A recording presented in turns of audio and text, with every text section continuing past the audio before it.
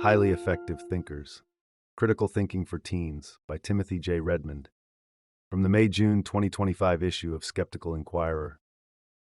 In winter 1991-1992, I went to the theater to see Oliver Stone's blockbuster film JFK. As a cynical, as opposed to skeptical 18-year-old college freshman, the movie convinced me that John F. Kennedy had been assassinated by a cabal of gunmen who opposed the young president's alleged plan to withdraw the U.S. military from Vietnam. Soon thereafter, I sought out books, such as David Lifton's Best Evidence, and documentaries, including The Men Who Killed Kennedy, that similarly challenged the government's conclusion that Lee Harvey Oswald, and Oswald alone, had killed the president. However, several years later, I happened upon The Kennedy Assassination, Beyond Conspiracy, an ABC News documentary that provided ample evidence that Oswald was indeed the lone shooter. I went on to read Gerald Posner's Case Closed and Vincent Bugliosi's tome, Reclaiming History, and learned that conspiracy theorists had been terribly wrong about important details involving the assassination. It was, to say the least, an epistemological epiphany.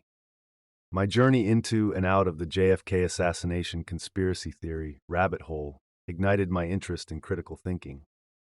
I set out to learn as much as I could about cognitive biases, logic, and media and scientific literacy. And I often wondered whether I would have succumbed to all the conspiratorial claptrap had I been exposed to the precepts of critical thinking in high school.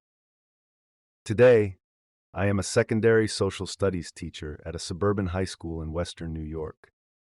As such, I am in a position to instruct my students on how to avoid the pitfalls of poor thinking that plagued me when I was their age. Accordingly, I submitted a proposal for a half-year critical thinking course to my district's curriculum council in 2018. The plan was approved the following year and added to the course catalog in 2020. Since then, teaching the elective, which is open to sophomores, juniors, and seniors, has been one of the most enjoyable and impactful experiences of my career. The course, which is organized into 7 units of study, see Figure 1, begins with some chicanery. Inspired by the work of Bertram Forer and Melanie Tresek King, I provide each student with an astrology-based personality assessment and ask them to gauge its reliability. After the students assess the profile as accurate or highly accurate, as they are wont to do, I reveal that they all received the same report and thus succumb to the Barnum effect, the tendency to accept personality descriptions as if they apply to us, even though they are overly vague. Then we read a pair of stories relayed by David Robert Grimes in Good Thinking, Why Flawed Logic Puts Us All at Risk and How Critical Thinking Can Save the World. The accounts, which describe how China's Great Sparrow campaign induced a famine in the late 1950s, and the Soviet Union's Stanislav Petrov saved the world from nuclear disaster in 1983, illustrate the costs and benefits of bad and good thinking, respectively. In short, Unit 1 suggests that we're all susceptible to cognitive lapses and that these mental mishaps can have deleterious consequences. Because critical thinking is our best possible defense against such errors, it is imperative we develop the disposition and skills necessary for skeptical inquiry. Unit 2 begins with an exploration of what I call the 7 habits of highly effective thinkers. In short, critical thinkers should cultivate a curious, diligent, skeptical, humble, fair-minded, courageous, and compassionate turn of mind, see Figure 2. Then we read an excerpt from Guy Harrison's book Think that spotlights the role that proper nutrition, sleep, and exercise play in our ability to cogitate effectively. Next, we spend several weeks examining 50 common cognitive biases that can compromise our thinking, see Figure 3.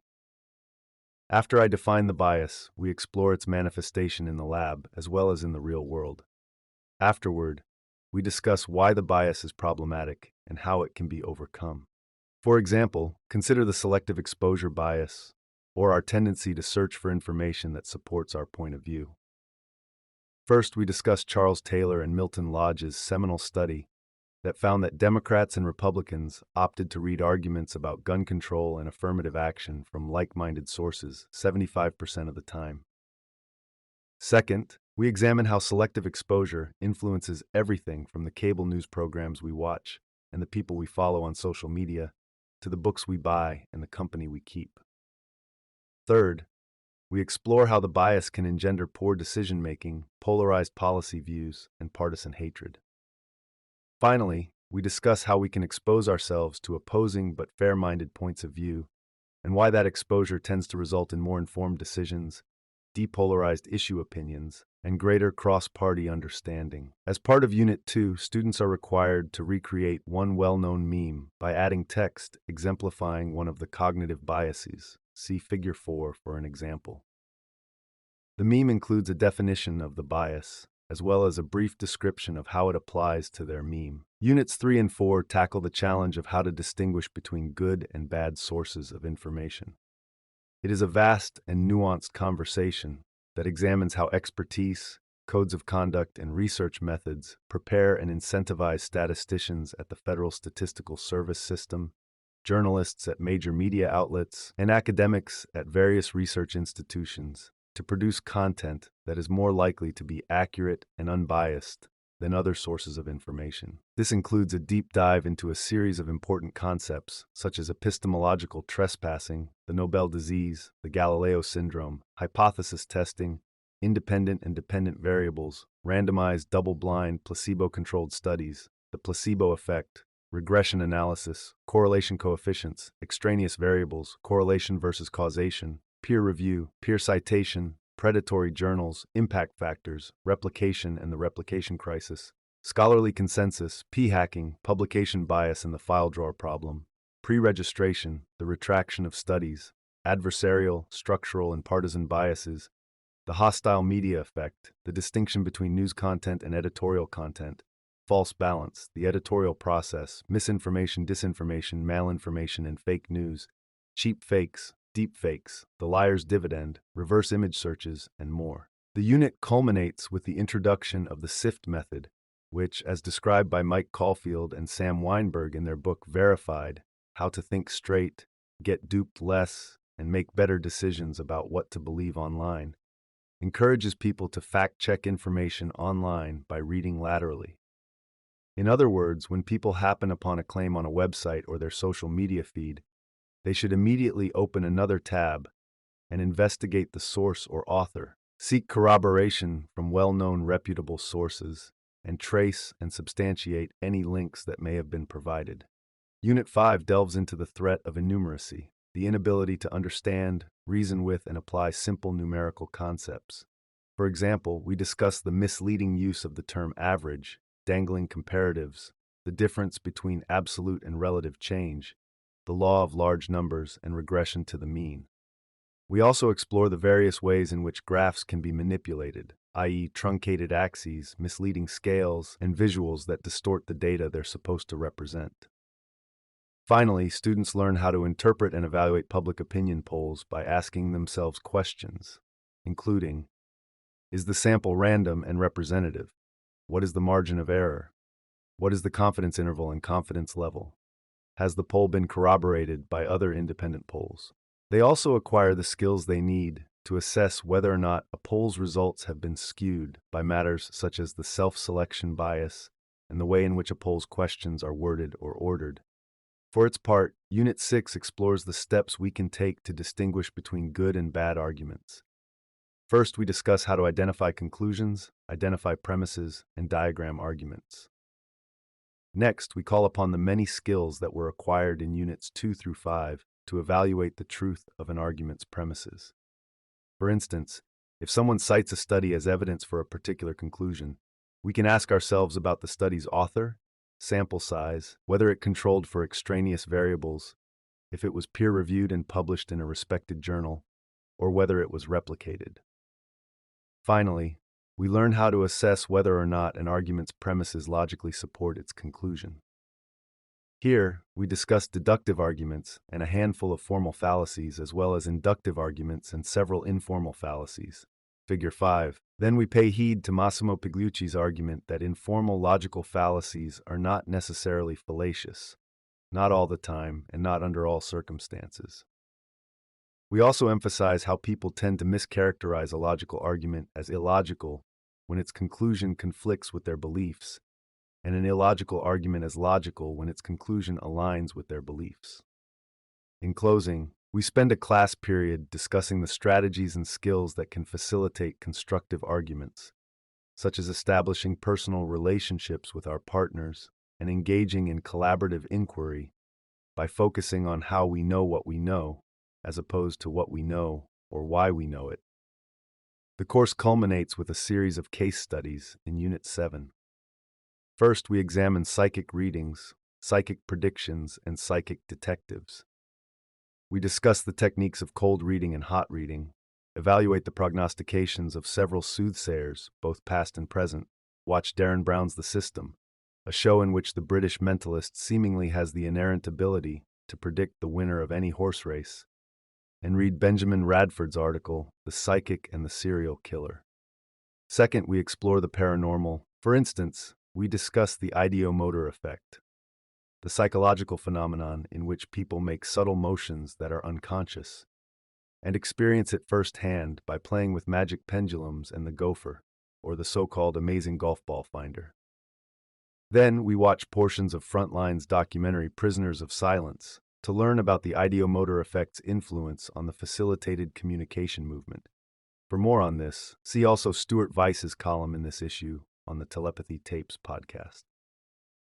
Next, we enter the world of psychokinesis and extrasensory perception, where I amuse my students by bending spoons and performing the princess changing card trick.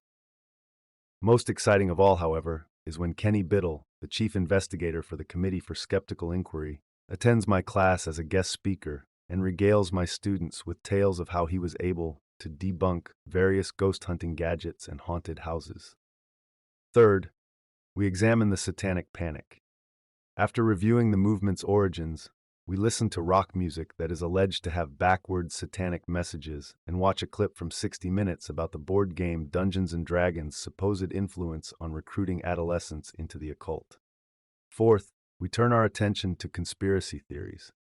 After discussing some of the emotional, psychological, personal, and social variables that might push someone into conspiratorial belief, we watch the documentary Behind the Curve about the Flat Earth movement, take a deep dive into the Kennedy assassination, and explore the world of Holocaust denial. Then students read a short chapter about another conspiracy theory of their choice, ranging from Roswell to chemtrails to what happened on 9/11, selected from Brian Dunning's Conspiracies Declassified, the Skeptoid Guide to the Truth Behind the Theories.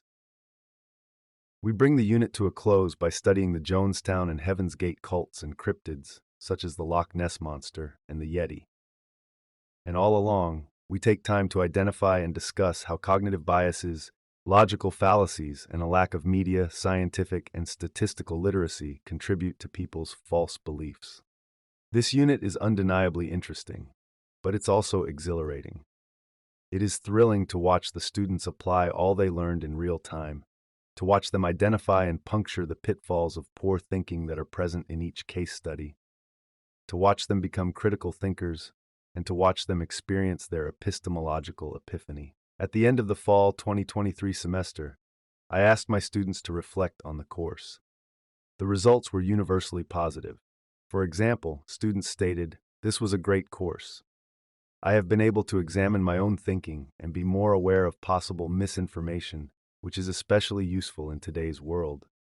I really enjoyed seeing the application of the concepts we learned in class in the real world. I've been able to implement some of the strategies we learned about in class, such as lateral reading, to check information from online sources. This class has become more relevant to my daily life than I expected, and I can tell you it has led me to make better decisions already. And this class will prepare you to become an adult. This class is a skills class and is the class to take if you want to become a better thinker, and it is genuinely fun." In addition, one student excitedly told me that while she was on vacation in Florida during winter break, a woman tried to sell her a magic crystal. My student politely declined, walked away, and told her mother, "That's just the ideomotor effect." Another student told me, "I never thought like this before. I never knew I could think like this before."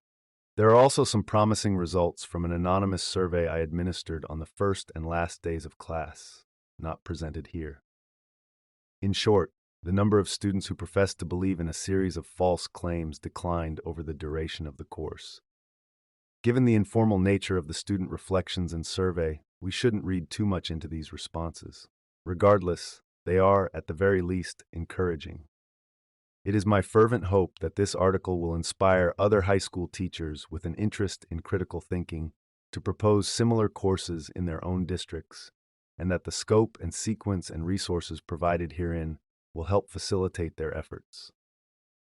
In addition, I am also looking to connect with other high school teachers and college professors who have designed and taught their own critical thinking courses and pick their brains so I can improve my practice in the years to come.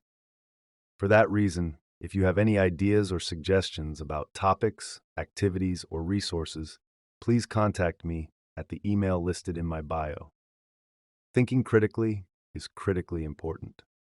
Accordingly, I look forward to the day when courses such as this one will find their way into high schools across the country and even, dare we dream, become a requirement for graduation. Thank you for listening to Skeptical Inquirer Audio Edition. This podcast is produced by the Center for Inquiry at our headquarters in Amherst, New York.